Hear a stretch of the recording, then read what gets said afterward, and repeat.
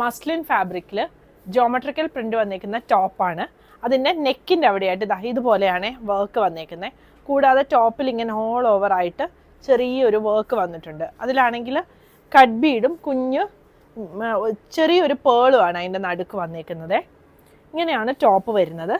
ഇതിൻ്റെ bottom flex കോട്ടണിൽ ഫ്രണ്ടും ബാക്കും എലാസ്റ്റിക് വരുന്ന ബോട്ടമാണ്. രണ്ട് സൈഡിലും പോക്കറ്റും വരുന്നുണ്ട്. സൈഡ് സ്ലിറ്റ് വരുന്ന പാറ്റേൺ ആണ്.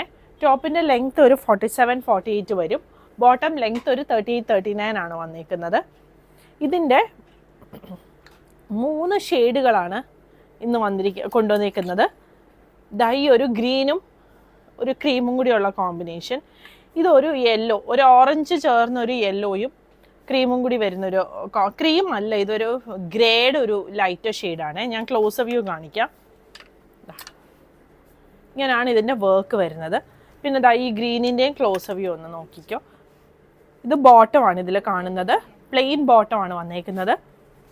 38 മുതൽ 46 സൈസ് വരെയാണ് അവൈലബിൾ ആയിട്ടുള്ളത്.